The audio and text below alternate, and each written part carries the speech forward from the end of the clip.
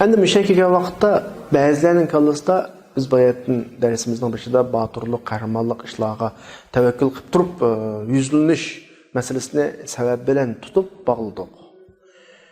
Xuddi ba'zilarning kallasida tevhid gizletildiğine bir tuygu var.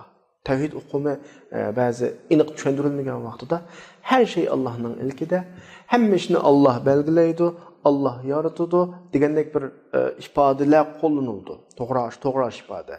Ama onun qarshida sababning munosabati tushundirilmagan bo'lgancha, xuddi ba'zilarda sababga murojaat qilganimiz, sababga astoydil ko'ngil bo'lganimiz tevhidga ziddak bir xil tuyg'uludu.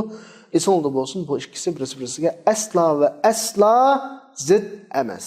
Biz Allah qishnimiz, Allah'ın bütün dünyanı yaratganlık qishnimiz.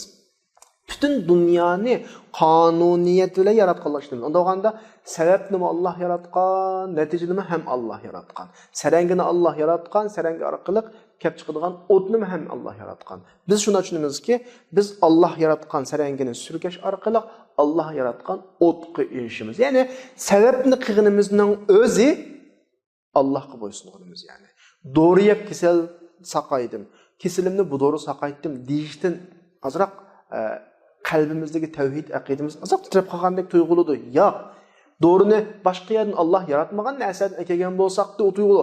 Doğrunun özünü Allah yarattı ve bu doğrunun payda kılış rolunu Allah yarattı. Demek bu doğru benim kesilimge payda kılan bolsa Allah payda kılan buludu.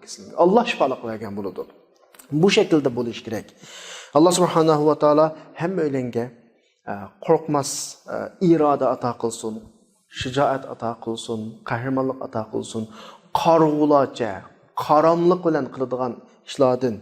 Allah'ın kanuniyetini tushunmasdan, sebepni aniq belgilemasdan, qarg'ulachi ish qiladigan bu xil talllikdan Allah bizni saqlasin. Va axiru da'vana alhamdulillahi robbil alamin.